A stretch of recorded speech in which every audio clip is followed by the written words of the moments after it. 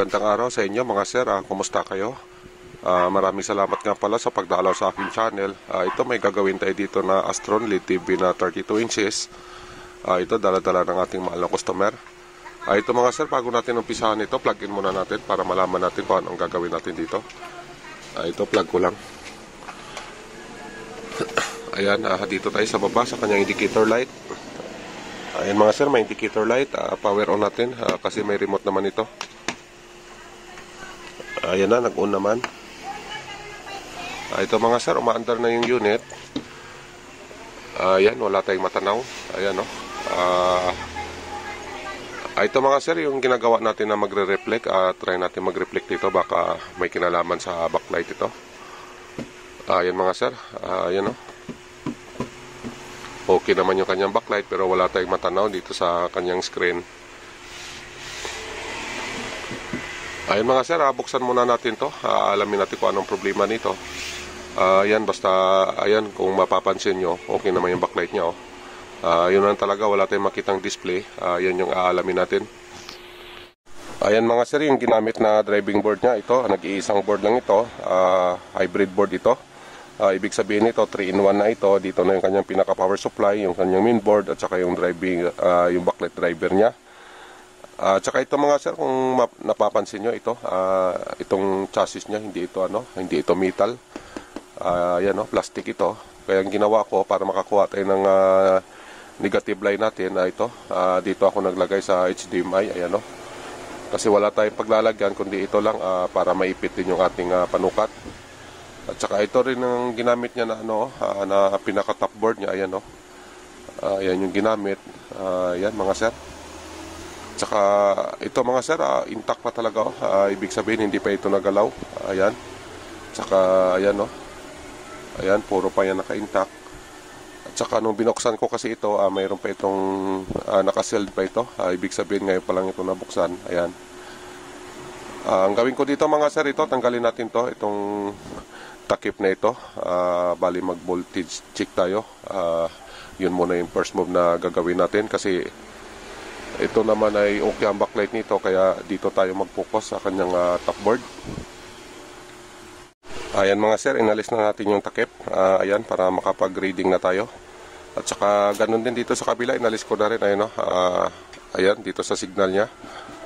At saka yung ating multimeter, ayan na, i-on na lang natin ito.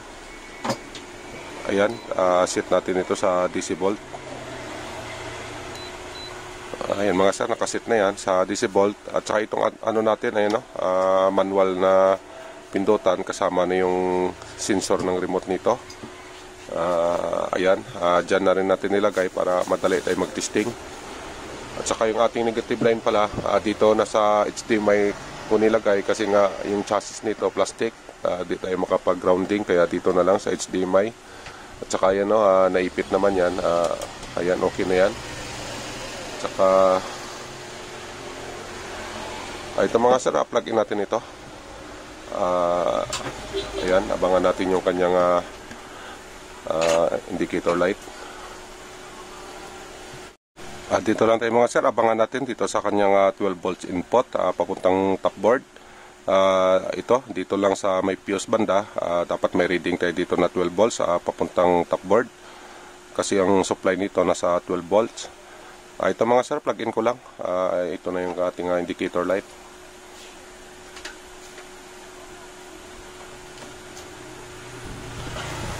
Ayan mga sir, ayan may power na ito. Power on na lang natin. Yung ating multimeter, naka DC volt na yan. Ito, on na natin ito. Wala pa rin. Ayan na mga sir, nag-on na. Ayan yung kanyang 12 volts input, nasa 12 volts 0.1 o 12 volts 11. Ayan, may input naman siya mga sir. Try natin dito sa kanyang bone.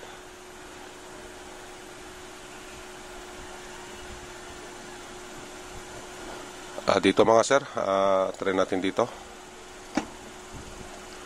Ayan mga sir, wala tayong reading. Ayan. Ayan na, wala talaga. So, ibig sabihin, may problema tayo dito sa kanyang bone. Ito yung pinaka BGH nito.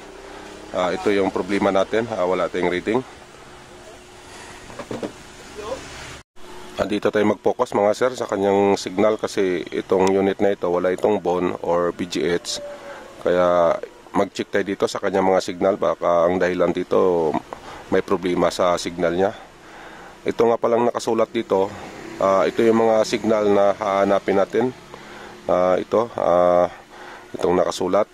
Yung nakasulat dito sa ibaba, dapat yung makita natin na signal nasa ibaba na portion din. Ito namang nasa itaas na portion din yan. Ganun lang mga sir, para hindi tayo malito-lito. Itong nakasulat na ito, ipapakita ko lang sa inyo kung saan ito. Ito yun mga sir, ang tinutukoy ko. Kung anong nakasulat dun sa baba, ito yun siya, ang nasa baba na area. Kung ano naman yung nakasulat sa itaas, ito naman yun ang ibig sabihin nun. Ngayon, para malaman nyo kung ano ang ibig sabihin ng mga ito, tuldok-tuldok na ito, di kaya itong dot na ito, base yan doon sa nakasulat. Kung anong nakasulat doon, ibig sabihin, yun yung ibig sabihin ng kada ano na ito, kada dot na ito. Ganun lang mga sir. At saka ito pala, dalawa ito. Itong nasa kanan, mayroon naman itong sa kaliwa pa. Ibig sabihin, dalawa ito mga sir. Mayroon sa kanan, mayroon din sa kaliwa. Ito, ipapakita ko muna yung nasa kaliwa. Ito yung mga sir, ang nasa kaliwa na area, yan no. Ito yung sinasabi ko sa inyo na nasa kaliwa. Ito naman yung ang nasa kanan. Itong dot na ito, malalaman natin ito kung ano ito base doon sa nakasulat. Tapos itong dot na ito na nasa kanan, may kapartner ito na nasa kaliwa. Yung sinasabi ko sa inyo na yung dito na area, kung mayroon dito itong bilog na ito, mayroong kapartner ito dito sa kabila. Hindi lang naman ito, kundi lahat yan sila, may mga partner yan dito sa kabila. Kaya nga ang tawag dito, mayroong sa kanan, mayroon sa kaliwa. So ganun lang mga sir. Mag-reading tayo para malaman natin kung ang dahilan ba na wala siyang BGH or BON. Baka dahil dito sa signal, baka may problema sa signal niya. Kaya aalamin natin ito, i-reading natin ng ating multimeter. Mga sir, umpisa natin magsukat ng kanyang signal. Yung ating multimeter pala, ilagay lang natin dito sa resistance mode. Ito, nakasit na ito. Ayan mga sir, nasa resistance mode na yung ating multimeter. Ang gawin natin dito, dito tayo mag-reading sa taas. Dito sa kanyang CKB to.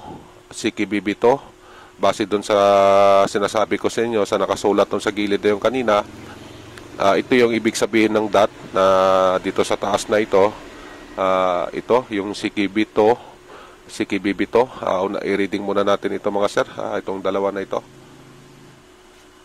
Ayan mga sir, may reading tayo na 19 mig, 19.6 mig. Ayan yung reading natin sa CKB to. Good yan pagka ganyan ang reading, nasa mig siya. Try natin dito sa baba mga sir, sa kanyang CKB1 at saka CKBB1.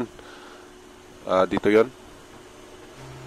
Ayan mga sir, yung kanyang reading sa ating CKB1, CKBB1. Nasa 261 ohms. Ayan mga sir, problema talaga yan kasi hindi normal na reading yan. Yan siya, naka-ohm siya. Yan yung problema nito. Itong dahilan na baka hindi lumabas yung ating BON or BGH dahil dito sa signal na ito, dahil sa reading, ayan ibig sabihin ng signal na ito may problema base sa resulta ng reading niya. Ayan mga sir, confirm na natin na yung CKB1 at saka CKBB1 ang may problema na signal. Itong signal na ito na may problema na dito sa kanan na area, alamin naman natin yung nasa kaliwa na area. Ganito lang yun mga sir. Ganito lang gawin mga sir kung paano natin malaman yung sa kabila na signal. Dito lang i-focus lang tayo dito sa nakita natin kanina na signal na may problema. Yung ang reading niya nasa ohms, 261 ohms yata yon. Dito natin na reading yun dito sa kanan. Aalamin naman natin yung nasa kaliwa kasi nga ang connection nito nakaparallel ito papunta doon sa kaliwa. Bali mayroon dito sa kanan, mayroon din doon sa kaliwa.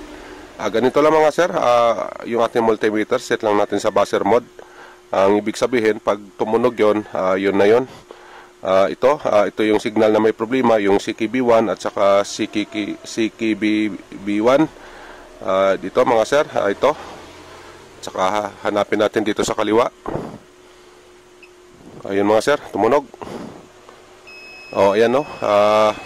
Ito, ang tumunog na ito yung ating CKB1 na dito sa kaliwa.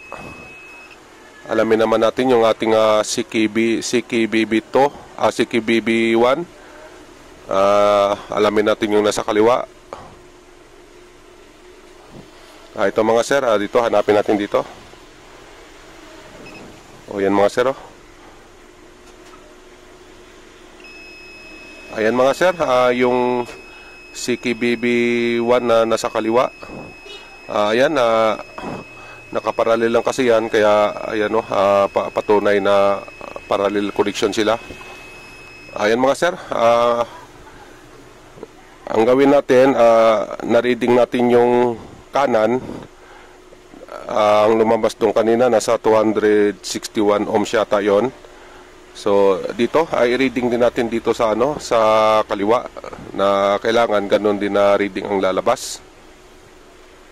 Ayan mga sir, yung reading ng CKB1 at saka CKBB1 sa sa kaliwa na area natin. Ito, pakita ko lang yung reading niya. Ito mga sir, yung kanyang reading nasa 262 ohms. Yan mga sir, ang reading sa kaliwa na area, kasi kanina na-reading na natin yung sa kanan. Yun naman yung sa kanan, ito naman yung sa kaliwa. At saka itong sa kaliwa at saka yung sa kanan, ito magka lang to sila, magka parallel connection lang. Ito mga sir.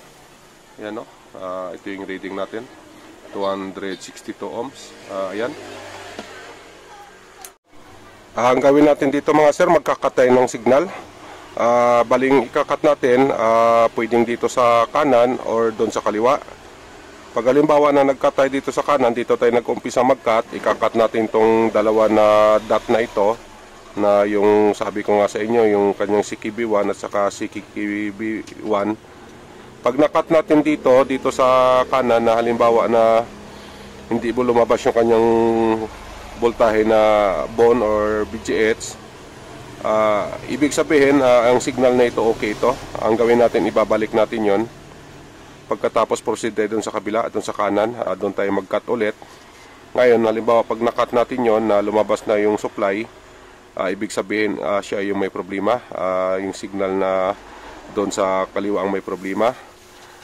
Ayun lang mga sir ang proseso sa pagkakat, kasi ang advantage lang naman kasi nito, malaman natin kung ano yung ikakat natin, dahil nga sa proseso na ginawa natin, nag-reading tayo ng resistance. So yung resistance na nakuha natin na 262 ohms, bali yun yung ikakat natin. Kasi kung di mo alam yon, ang mangyari kasi ikakat mo lahat. Ngayon pag halimbawa na nakat mo lahat yon, tapos nagkataon naman na wala doon ang problema, doon sa kabila mahirapan kayo magbalik kasi marami yon, marami yung ibabalik nyo. Sa ganito kasi na proseso na halimbawa na na-determine natin kung anong signal ang may problema, kagaya nito, dalawang signal ang may problema nito, baling ikakat natin dalawa lang. Ngayon pag nagkamali tayo ng cut na wala dito, doon pala sa kabila, at least kahit papano, bali yun lang yung ibabalik natin. Bali dalawang cut lang, kasi dalawang signal lang naman, ikakat mo yung dalawang linya, so bali dalawa lang yon. Mas madali siya kumpara doon sa mag-cut kayo ng ikakat mo lahat. Yun, mahirap ibalik yun kasi masyado itong maliit. Ayan. Ganun lang mga sir, i-cut ko muna. Umpisahan ko mag-cut, pakita ko lang sa inyo. Ayan mga sir, dito ako nag-cut sa kanan. Ayan o, kinat ko ito. Ayan, ito, try muna natin isaksak ito kung sakali na lumabas na yung supply o hindi pa. Ito mga sir, plug-in ko lang.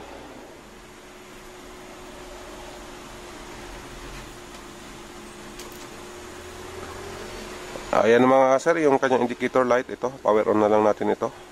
Tapos dito na tayo sa kanyang be-on. Abang na tayo dito kung may reading tayo dito.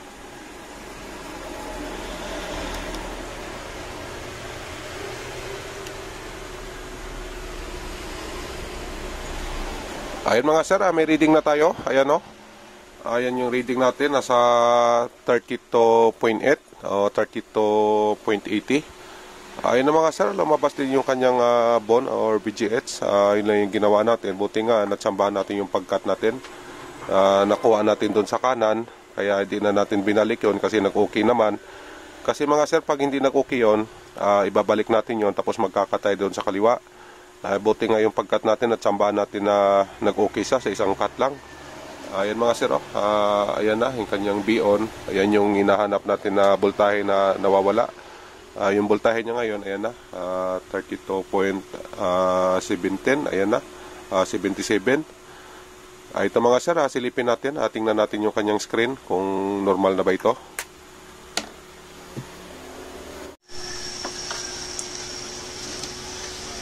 Ayan na mga sir, okay na ito. Ayan o, lumabas na yung kanyang display, may display na no signal. At saka maganda naman yung niya, yung pangalan ng signal, wala namang bahid ng kung ano-ano, normal lang siya. At saka ayan na, blue screen na ito. Ang gawin natin dito mga sir, ito, ko na lang siguro ito, i-assemble natin to tapos final testing na tayo mga sir. Ito mga sir, final test na tayo. Yung pala, yung takip na balik ko na at saka yung cable natin andun na rin sa likuran. Ito na, final test na tayo. Ayun mga sir, naka-plug na ito. Power on lang natin sa remote nya.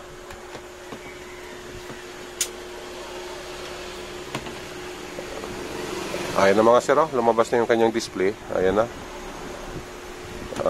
Ayan na rin yung kanyang tao. Okay naman. Lipat natin ng channel. Ayan.